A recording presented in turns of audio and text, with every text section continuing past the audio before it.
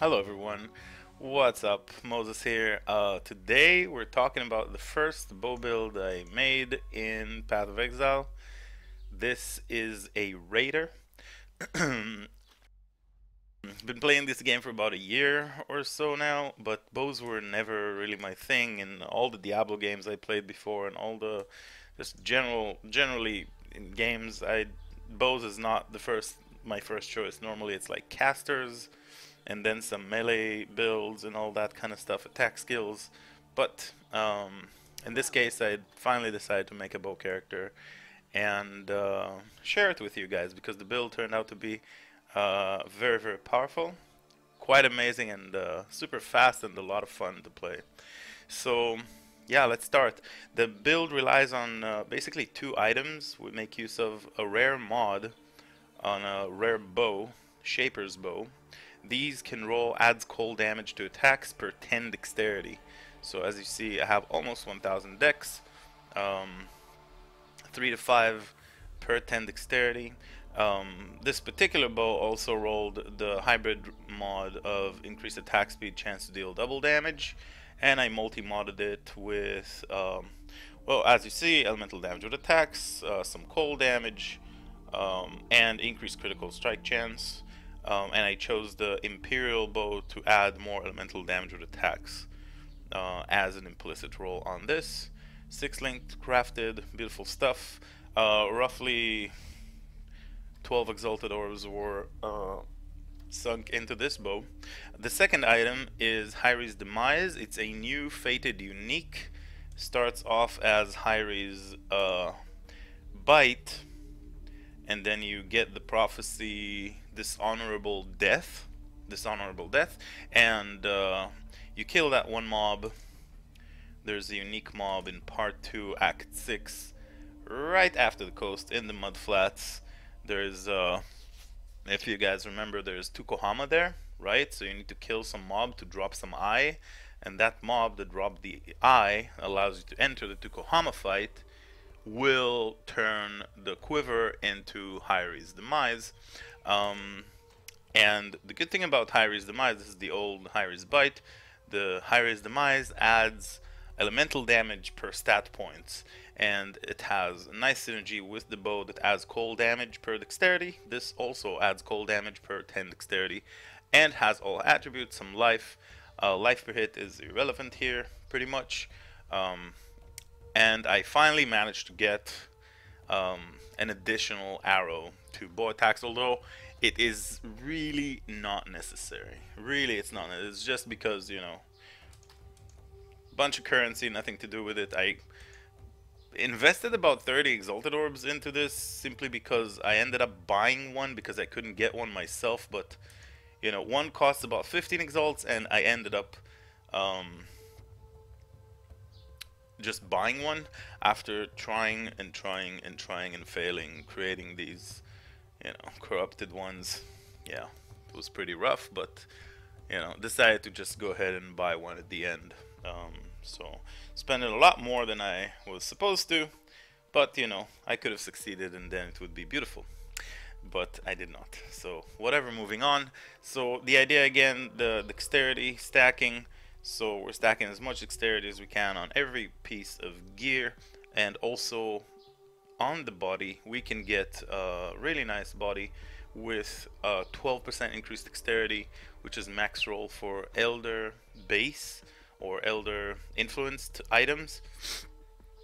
So I picked one with the highest you know, evasion roll possible, the highest base, so zodiac leather, and this one managed to also roll a lot of life, so we got that hybrid roll and that tier 1 life roll, and some resist, some increased dexterity, exalted that what did I exalt there? I don't remember. I think it was, actually don't know if I exalted anything on it. I think I just got it that way and just left it. Yeah. I crafted this chest. It took me quite a few chaos damage to get it. I think about 1,000 chaos or so, 2,000 chaos. I don't even remember, but something like that to get this body armor. Feels pretty good. For the rest of the gear, elemental damage with attacks on rings would be ideal. You know, instead of like max energy shield over here, but you know, overall when it comes to getting a lot of dexterity and the resist and the life I want to have on rings, um, these do quite a nice job. This is just a rare ring with a different skin. Um, yeah. So we got a bunch of dexterity, resistances, the life that we need. Managed to craft some cold damage to attacks over here. On the amulet, I found a jade amulet with all attributes and you know, dexterity roll, as much life as I could get. These are pretty rare, you know. This one adds, what do we have here, 80, 31, that's 111 dexterity, which is like almost as much as Astromentis gives us. Perfect roll would give 116, this one has 111, but this one also has a bunch of life. Some elemental damage with attacks, managed to craft some cold res there. On the boots, just 25 movement speed boots here, with a bunch of dexterity resistances. On the gloves, you could use Shaper's Touch if you... do I have one? I might have one. Yeah, okay. I think I priced it for 25C just for the video, so nobody will whisper me about them, and I'll be able to show them on the video. So basically, you get 1 life per 4 dexterity. I got 5.9 thousand HP right now, and 6.35 with these gloves. But the downside is that these have no resist, so you know, rip. We need a lot of fire resist. Oh, sorry, a lot of cold resist here, and they don't have any dexterity, and they don't have the projectile attack damage and that attack speed. So you know, these are 3 DPS mods that I'm losing here to gain 300 and, well, actually it's 450 to life, right? 5904 or 5900, 6350, so 450 life. It's quite insane. It's quite a lot. But you know, decided to go ahead and not use them because we do lose quite a lot of DPS. We got 42 to 70, 47 3 whatever, and yeah. So it's an option if you manage to put it, you know, if you're lacking life elsewhere, you could use these definitely, but personally I, you know, just don't think it's like particularly good option in this particularly in this specific build. So definitely usable, but not, yeah, you give up too much damage and the resists. I mean, so I went ahead and crafted grip gloves. Managed to get these. Feels pretty good, man. For the belts don't roll dexterity. So for belts I used Sorrow. Yeah, so Screaming Essence. It wasn't actually a Screaming, it was a Deafening Essence that gives 53 to 57, I think. 53 to 58 to dexterity. So I used that on Stygian Vice belt. The Sorrow Essence, Deafening. Those cost about 2, maybe 3 chaos per one. And a little tip, I was able to sell similar belts that I ended up not using. Man, I don't even have them anymore, huh? Yeah. So I had pretty good results. I had like 3 or 4 belts that were like pretty decent, but not as good as this one. This one just has a lot of, you know, the strength, you know, the life. But yeah, I ended up getting some similar belts, some reasonably okay belts. But since nobody ever uses essences to craft them, and I did make sure to buy the most, you know, the highest dexterity, some builds just needs that type of dexterity, and you know, I ended up like selling pretty trash stat belts for about 1.5 to 2 exalted orbs, simply because dexterity belts are non-existent. If you go ahead and look for on POE dexterity belts, those are only crafted ones, because you know, because they don't roll natural dexterity. They can roll strength, and that's all. When it comes to stat points on builds, it's only strength. So obviously we're missing here elemental damage with attacks. I did end up exalting this build, and I got that 26 to energy shield. Feels bad, man. Definitely could make another session of belt crafting. Should actually do that, but it's just kind of like a pain because like buying essences one at a time is just kind of like frustrating. So last time it took me about 2.5, 3 hours. I spent buying, I don't know how many, 70 or 80 of those. It takes a long time, right? So there you go. But I mean, this is the build, just a bunch of dexterity and hopefully elemental damage with attacks, hopefully higher life and the resistance that you need. When it comes to the jewel, I just needed some resists. So resist and life, that's what I was focusing on this slot. This one also had some cold damage to attacks. Yeah, so that's pretty much it about the gear. When it comes to the links, we're using Ice Shot and we're using Barrage for single target. So Ice Shot is linked with Hypothermia, Ice Bite, Added Cold, Chain, elemental damage with attacks with Ice Shot, and Barrage is linked with elemental damage with attacks, Added Cold, slower projectiles, Ice Bite, and Hypothermia. Okay. When we're talking about the helmet, I got cast when damage taken and feeble, immortal call, summon ice golem is 20 with 20 quality. I self-cast it. I don't use that on the cast when damage taken setup. When it comes to the rest of the links, we do have blink arrow. Orb of Storms is linked with just power charge on crit. Blink arrow is a single link, and grace gives us a big chunk of additional evasion. So when we activate grace, we in fact have 61%, is it? 64% chance to evade attacks. Feels pretty good, man. 61 it is, yeah. So 25k, 25.6k evasion. Feels pretty good. And for the rest of the links, I have Assassin's Mark, Herald of Ice, Curse on hit, and Blood Rage is like self-linked, just a single link for Blood Rage. So, but Assassin's Mark will be applied with Herald of Ice and Curse on hit to monsters, which giving us all these power charges and all that good stuff. That's when it comes to the gear. And the links, when it comes to flasks, I have all the removal flasks that I need. So staunching, heat for freezing, warding for curses, and then Atziri's Promise and Dying Sun. Before I use Dying Sun, if you don't have it, or if you can't afford it, but like generally if you spend, you know, 45-50 exalted orbs on gear, then you can spend 2 exalted orbs buying Dying Sun. But yeah, just to say, this is not a very beginner friendly build. This is very heavily invested build with yeah, I sunk about 50 exalts into it, maybe even more. I kind of like lost count at some point. You know, you spam stuff and you just money goes away, but it's fine. We are doing okay. But yeah, before I did have a Dying Sun that adds the 2 projectiles, I was using Wise Oak, and that's why you see my cold res is slightly higher than the rest of the resistances.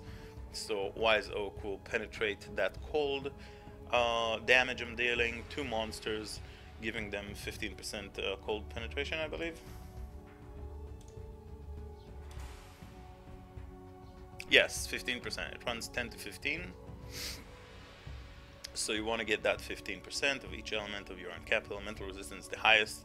Kind of weird wording here, weird text. Basically what it means is it will penetrate your highest resistance, what's in the brackets. So 78 it will penetrate, but notice that you can't really use Dying Sun and Wise Oak, because when you use Dying Sun it pops your fire resist and that becomes your highest resist. So that's why initially I was using but then I realized, hey, my resistances are in fact higher, so I'm going to go back to use the Atziri's Flask. Atziri's gives us some leech, but 15 of elemental as extra chaos, which means 15% of our entire damage, because our entire damage is essentially elemental. The physical damage on the bow is irrelevant, and we're not scaling it at all. We are only using the elemental cold damage from dexterity that we're getting, essentially, from the bow and from the quiver. That's pretty much it about the build. When it comes to the tree, I'm going to leave a link in the description for the tree, but this is a very rich in life nodes tree. Lots of jewels, sockets. We're going to go through all the jewels, and then we're going to talk about the ascendancy.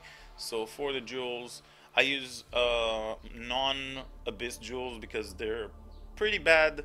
We get all the flat damage that we need, so adding flat damage and scaling in that way may work for other builds, but in this build we need to scale that damage.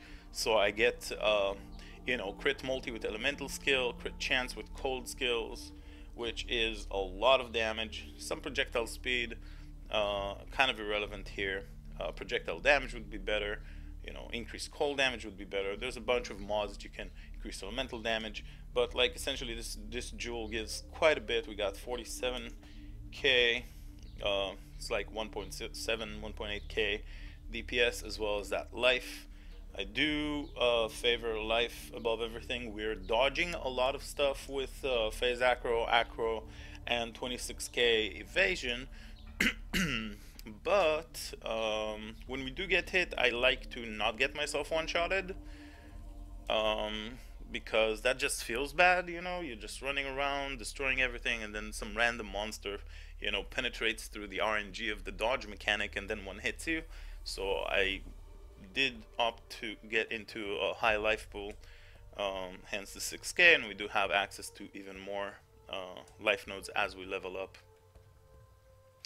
So this is the jewel right here. We got another jewel here, pretty much same stuff. Attack speed with bows, projectile damage, dexterity and intelligence. We don't need that intelligence, but obviously the dexterity adds us more cold damage and increased projectile damage. So this is again about a 1k, 1.2k DPS jewel, and it adds the 7% life. Here we got similar stuff. Attack speed with bows, all attributes, max life, global crit multi. What else? There's another one. Attack speed with bows. Accuracy rating I exalted. It had attack speed with bows, max life, and elemental crit multi.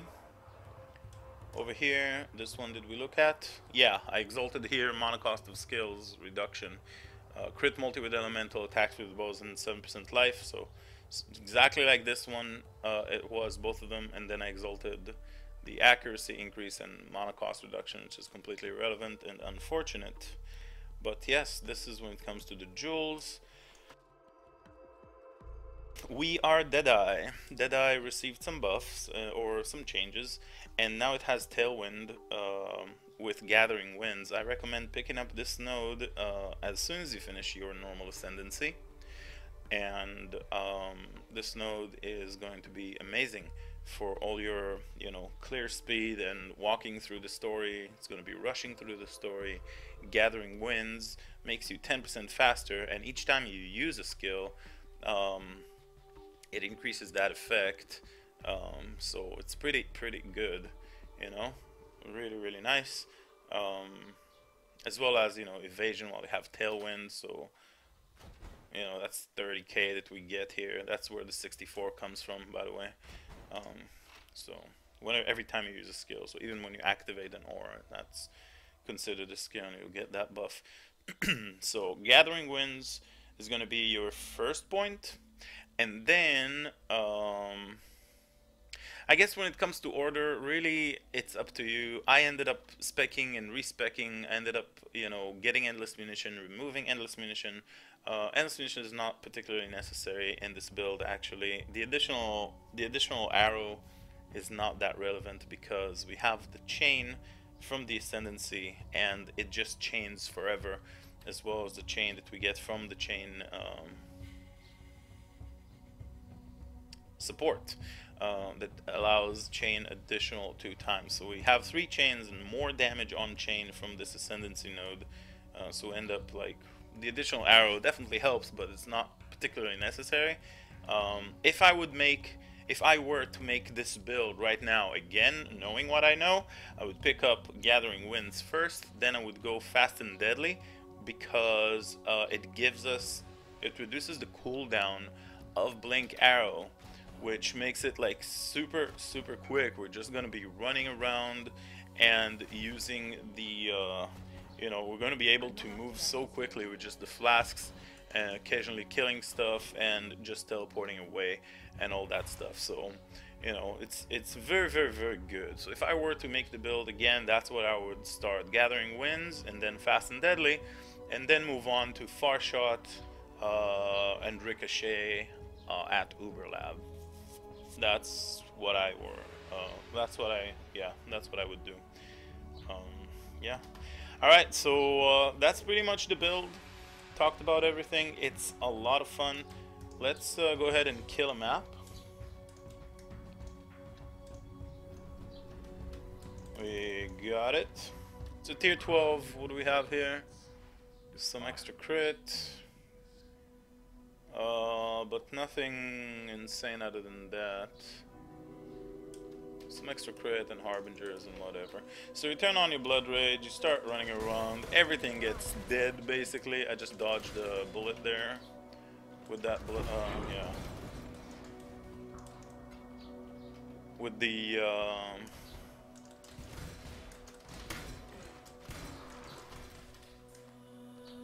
that volatile just dodged. I was looking for the word in my brain. So yeah, I mean, Dying Sun adds the additional projectiles, but like even without it, the clear speed is kind of ridiculous, even without it. But again, if you spend 50 Exalted Orbs making this build, 50, 60, I don't know how much at this point really, then a couple of Exalted Orbs to get the Dying Sun and adds that double projectile action going is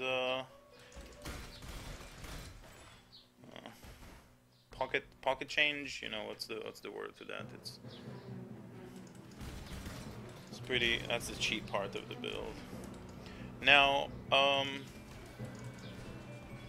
I don't know, I haven't looked. Basically people told me there's a bunch of builds that already exist. I didn't bother looking. I kind of like saw the mod of this there's a boss here. It shows some single target damage. So yeah, I mean, I didn't really check. That's the boss. Feels good, man. So you see how lovely and quick the blink arrow is? Anyway, so there's a bunch of builds that are already using this type of like shapers, dexterity. They did that from last season. I personally never really did anything with bows, so I thought I might do something, special, a little bit unique on my first bow build. I didn't want to go, something standard, and I did have the currency to spend, so here we are. And I must say, this character is very surprisingly strong and quick, in a way I never imagined. Really, it's been a blast, and there is a tiny chance that if I'm not tired of this character anytime soon, I'll just level it up to 100. It's level 94 right now, and it's pretty quickly. Like, you level up pretty quickly simply because you don't really die all that much. Because of all the dodge and like the fact that you just kill stuff before they even touch you, you hardly ever die, which is pretty strong for a character in Path of Exile. I have about 30 deaths, 28 deaths at level 94, and I don't know about you guys, but for me, it's very little number of deaths at level 94. Add that to the fact that like at least 5 of these deaths were 2 elemental reflect maps that I entered rare unidentified. And at least 5 of these deaths are due to the fact that I never played bow characters and I'm just like not used to the playstyle. You know, right now I'm pretty used to the playstyle because I did get to play it quite a lot in the past week since I made it, so you know I'm gonna die even less the more I play. So that would make about 18 deaths character on level 94, which is awesome. You know, I haven't gotten to do too much endgame content with it, but it's definitely able because the barrage DPS is very, very solid with this type of build. You know, but I do have the miner for, you know, the Glacial Cascade miner. I always do the endgame content with him, so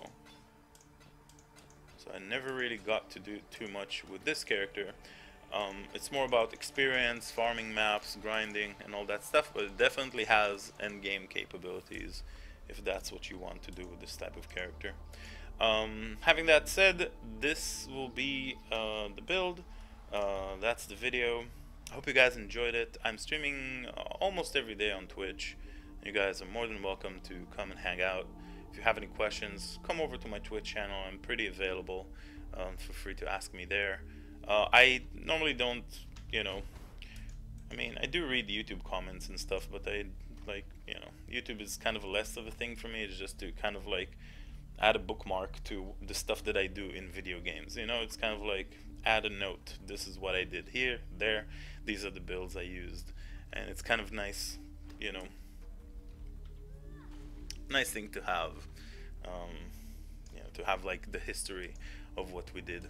Also, on a side note, I finally finished the 40-40. So I have completed 3 40-40 totems. See, look at all these beautiful achievements completed. Honestly, the worst thing I've ever done in video gaming was like the Eternal Lab 100 runs, but I kind of like wanted to feel what it is. So this season I forced myself into doing 100 labyrinth runs. It was awful, and I don't recommend anyone to do it ever. I would totally recommend doing 100 Shaper's Guardians, even without paying too much attention. I've killed 37 of them, like even without trying. You know, just a couple of runs here and there. This is so much easier, quicker. I don't know about more rewarding, but just so you know, the one and only good enchant that I got out of Izaro's Eternal Labyrinth was in fact something I used on my Stormcaller because I got it on a pretty sick helmet. So I ended up using this reduced Stormcall reduction. And you guys saw the Stormcaller on the previous video, so, you know, another 6k life character. So, you know, this is the Stormcaller, and I managed to get the Stormcall, you know, duration reduction on this very, very sick helmet that I managed to self-found because I pick up rare items and I sometimes, you know, get good results. So this is one of the good results. I was able to get this insane life mana, cold res, 54 strength or even more life. You know, managed to craft their cold and lightning for the resistances. Fun times, fun times. So there it is, and that's in 100 lab runs, guys. 100 lab runs. I made like literally no profit if you compare it to the fact that I could be doing mapping. It was absolutely a terrible experience. It took me forever and I had to spend so many days. Oh man, it was awful. But I mean, having that said, I did do it with a Glacial Cascade miner, so I definitely did not do it with a super quick character like some sort of you know, Pathfinder or whatever. I didn't make a lab farmer, so yeah. But the totems are here, testimony of my greatness. Hope you guys enjoyed the video. Thank you for watching. And yeah, wish to see you guys on the live stream. See you guys around. Bye-bye.